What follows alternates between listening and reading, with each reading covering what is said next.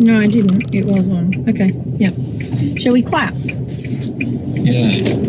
Oh, I can't. Well, you don't. Just slap your leg. 1, 2, 3. You look at your camera. I'm allowed to look at any camera I want. I'm also driving the car. Imagine there are people out there who look at our life and go, man, they're, to quote the Wolf Brothers, living the dream. Like, we play music for a living. We create content for a living. We've just been on a 7-day road trip in outback Australia. Or regional Australia, Queensland. And we've met so many incredible people along the way. Yeah. But every day I'm waking up with highs and, like, you know, stressed out. Going, man, so we're here creating content and I should be at home trying to do music stuff.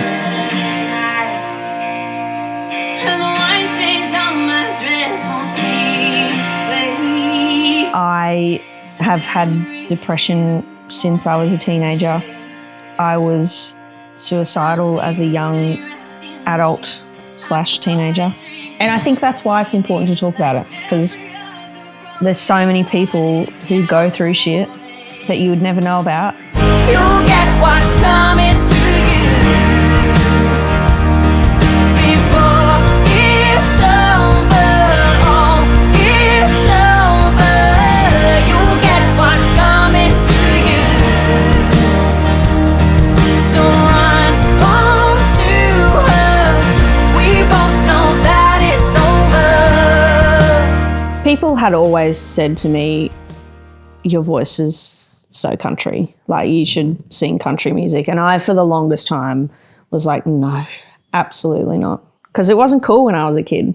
So it was a bold move to kind of step into that sphere and go, yeah, okay.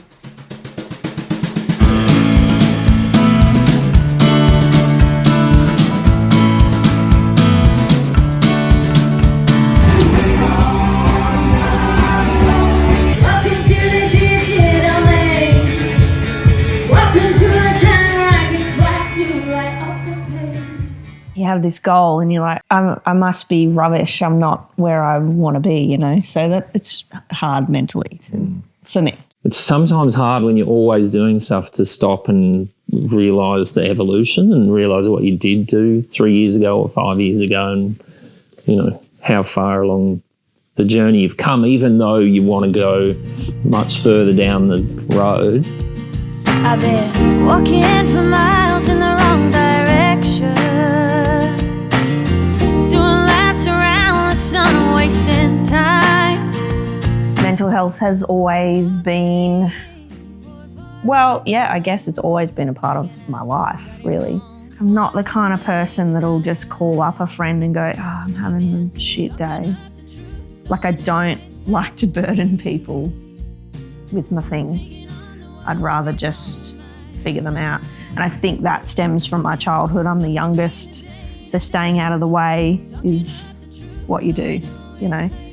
And so you bring that into your adulthood and I don't know, you try and deal with it through music, but then you get scared about being too honest. As a very driven and kind of motivated person, usually, who wants her life to be a particular way, to have this kind of little black cloud in your brain, it can be very immobilizing. You are not what you've become, so hold your breath and catch yourself. Randomly on the streets of my hometown after work one day, I had a panic attack. Well, at the time I didn't know that that's what was happening, but it was debilitating and I literally thought I was having a heart attack. Then I began to have them on stage. My whole music career stopped primarily because of that. And I went into hiding for like 10 years in the corporate world because I couldn't perform. I was watching this TV show which was essentially about the aftermath of Hurricane Katrina, and all the musicians in New Orleans, and their spirit would just be alive when they were together as a community playing music. And so I went, that makes a lot of sense. And I gathered all of my musician friends together, and once a month we just had these jam sessions that would last for 8 hours, and people would come that couldn't play, couldn't sing, kids would be there, and we would just play music.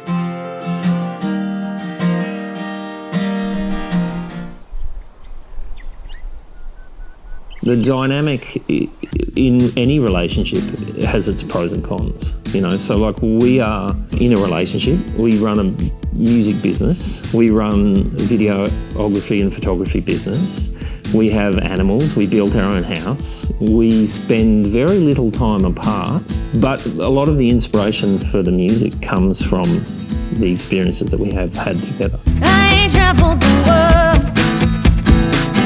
Take my hat off to those city girls. Like driving fast with my windows down, and I like my music alive. I'm just a simple girl.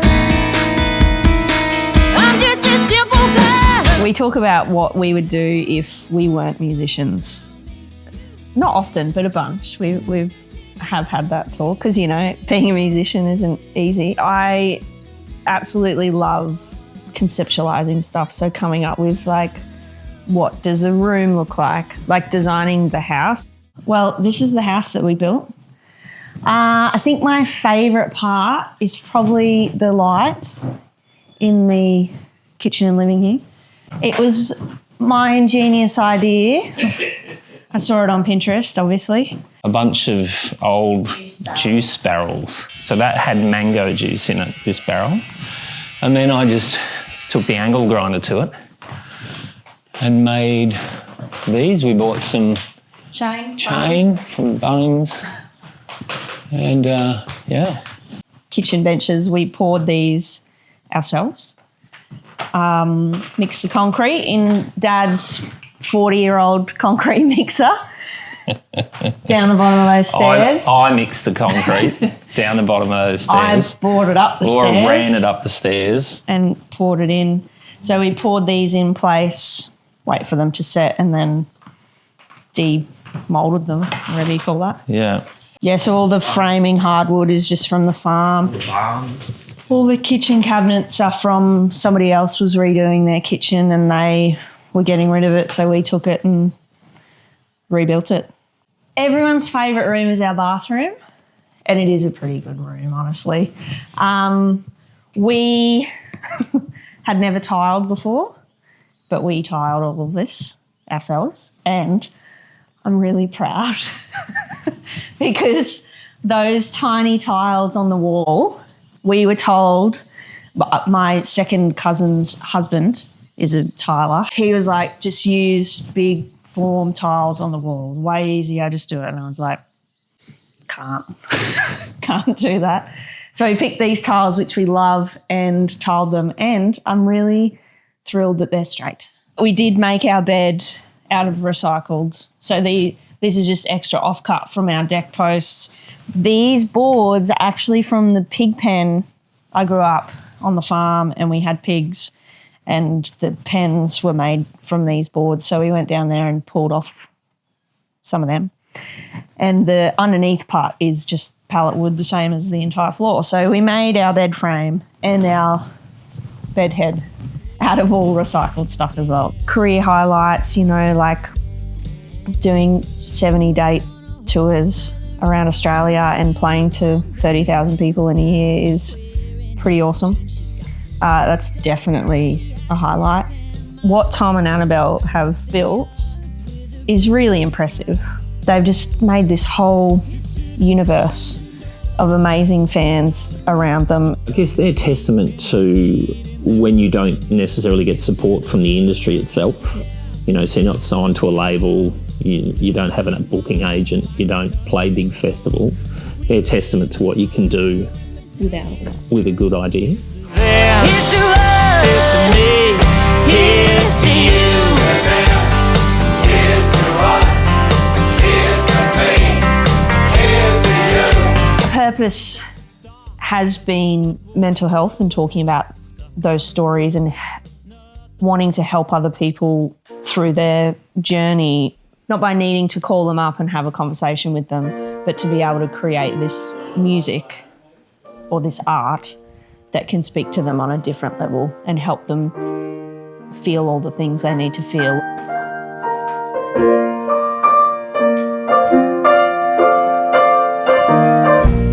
Same old town, same old song. Still writing so yours. I think we're really only now just kind of finding our way and finding our feet. I sold my soul to be the jukebox of your time, but all that's got me is this bottle of wine. That's what I want to go for.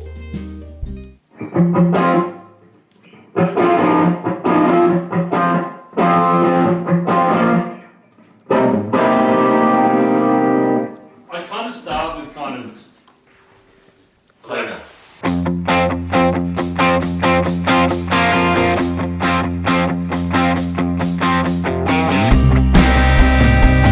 The Scenic Rim is an incredible place. Like, honestly, I think unless you live here, you don't really know the magic. I grew up here and I didn't appreciate it one bit when I was here as a kid. It was just another small town, couldn't do anything, was boring, wanted to leave.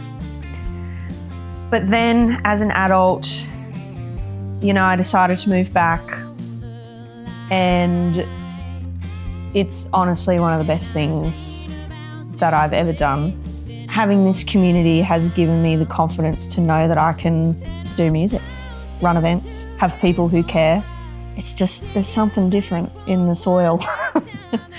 There really is. And we feel really, really lucky. And I'm tossed into days gone by, and I ain't about to waste any more time. And I think the evolution just came because I got braver. Like, I got more comfortable talking about stuff that mattered to me and finding myself and my voice. And I'm stepping from the shadows to the light.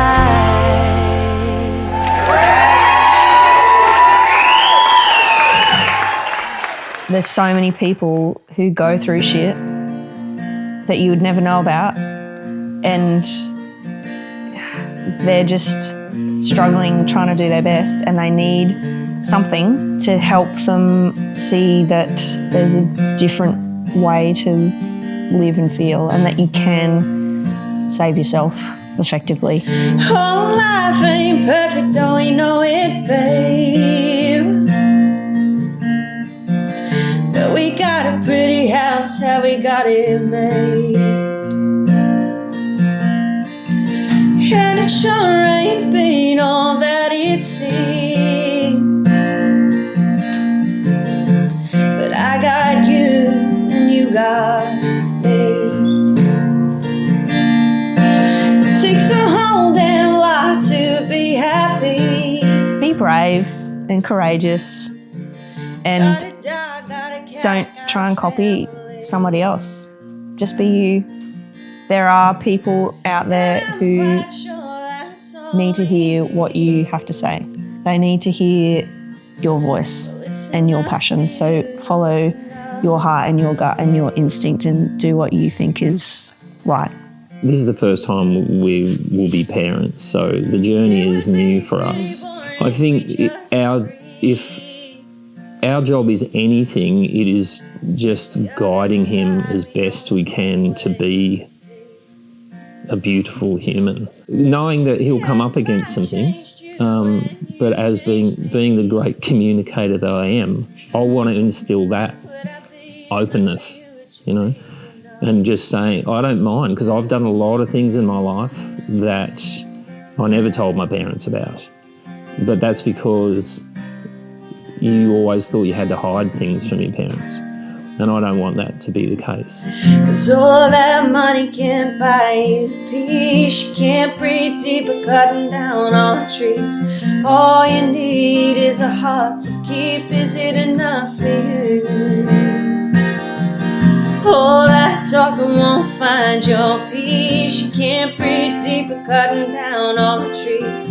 All we need is a heart to keep. If it's enough for you, it's enough.